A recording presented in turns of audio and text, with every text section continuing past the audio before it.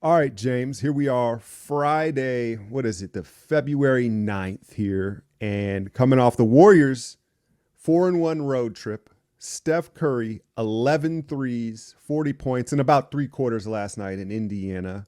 Um, Before we get into some of these trade talks here, any thoughts on the current state of the Warriors?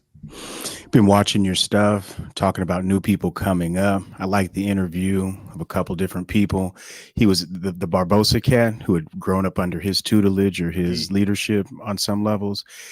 Granted, there's some language barriers, but he did defer very heavily to, I know my role. Steph is great. I do my job to make his job easier, which is what you want people to talk like, regardless of what the language is. I know my role translates very nicely.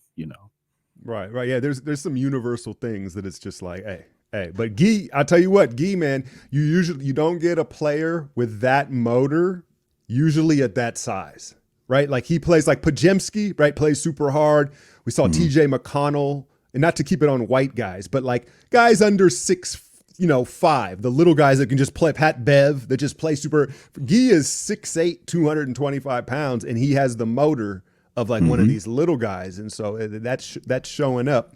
But I want to talk a little bit about Steph's performance, man, because and I had talked about this in the past a little bit about innately shooters are kind of me guys. They're like it's about them, right? Like you think about the history. Think Clay, Ray Allen, Reggie Miller, to name if you want to go like the Kobe. holy, yeah, Kobe. It's the naturally instinct, just nat by nature. It's like, hey, I'm gonna be a bit selfish. I'm gonna be, it's kind of gonna be about me. I'm a shooter, right? And not only is Steph the greatest shooter of all time, he's not really a me guy. He's not really a me guy, and that's one of the staples of his legacy. And I say all that to say that last night, subconsciously, I think Steph didn't want to break Clay's record. Now, Clay has the all time 3-point record in a game. It's 14. He set it in Chicago, where we first saw headband Clay. He had cut his head open. And pause, I guess. But I don't even know if that is one. That sounds crazy. But I'm getting carried away with that. But I truly believe that. I believe, like, whether it's conscious or not, like, there's a part of Steph where it's like, nah, Clay's birthday, he's out. We know kind of like the dialogue and what Clay's been dealing with this season. I'm not gonna do that. Let me just get my little 40. We up big. It's not Hmm. necessary. You think he And pulled back a little bit? I do, and I think it just speaks to his. Again, he's not a me guy, and you look at some of the inflation numbers around the league right now, with 40 balls, 70, 50 balls, all that. If you go watch it contextually, you're like, these numbers are kind of phony. Like won the game, like people are chasing big numbers at the end of games when it doesn't matter to get to Hmm. the 50, 60, and 70. Steph, all but like maybe two of those baskets happened in the first three quarters, the bulk of the game. Six threes to start the game. And the other thing is that I don't think is appreciated enough is the nuance of him moving off the ball. It's a dying art form these days where everybody wants to ISO. And it's hard to catch live because it happens so quickly. But me having the ability to go back through my breakdowns and the way he sets guys up for screens, like the timing, the angles he takes, and then the reads, it's just at a peak level. Poor Nemhart, this dude that was trying to guard him last night, who don't forget he lit us up last year. I don't think Steph forgot that. Nemhart had a career night against Steph Curry last night at Chase, and I don't think he liked that. But the way he was manipulating Nemhart through these screens, it's just on another level. It's like the Matrix. It's like it seems very discouraging to try to deal with on top of the shot making. Yes. Well, the sheer pace of it, it's like Sonic the Hedgehog. Like it's nonstop. It doesn't ever stop. He's just getting gold ring after gold ring going around the circle, what I'm saying, leveling up. So, yeah, it's tough to chase a man around like that. And whenever you talk about his elite ability between him and Draymond setting stuff up, it's almost, I always give these little football references, but like Emmett and Daryl Johnson, like reading the blocks. Steph has an innate ability to read the blocks. 4-1 on the road trip. The other thing that's crazy is teams are having to focus more on Kaminga.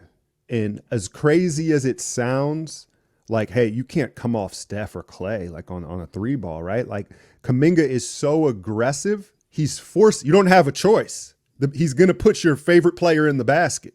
And so it's like his aggression, it's a perfect combination for Steph right now as far as the attention, the pressure he's putting on the rim. Yeah, the way I heard you explain is they inverted the offense, and that made a lot of sense from a visual standpoint. Like once you have to worry about the person cutting to the rim, it leaves a lot of the backdoors. Well, that's definitely a pause, but it leaves the backdoor cuts to the basket Backdoor's much open, more baby. open. You feel me? Yeah. Yeah. Kaminga's opening the back door, so. And Steph is a really good screener. Clay is starting to actually stick screens. It puts the defense in such a predicament, especially when it's flat, when it's like a down screen, right? And your back's to this, and then all the switching that happens in the league now, where it's very difficult to deal with. And so it was an inspiring road trip. Now the Pacers have to be the softest team in the league. And I'm not gonna say I watch a ton of them, but Miles Turner, Jalen Smith, Obi Toppin. Don't even go any further after the jail. That front line is disgustingly soft. Pajemski was standing up Miles Turner on the block last night. I've got the footage. I've got I've got it live in 4K, bro. Like it was crazy, man. But I'll say this. Look, the Heat made the finals from, I believe, the 9th spot in the play-in last year. Now, I'm not saying the Warriors can get out of the West, but if they stay healthy and catch the right matchup, they may have a run in them. It's starting to come together. The season is definitely salvageable. That's my understanding right now. You're getting more performance from Wiggins. What's the status on GP? Anything? GP and CP3 should be back here shortly. That's the other concern, I think, among the fan base is they found this mojo with the young guys.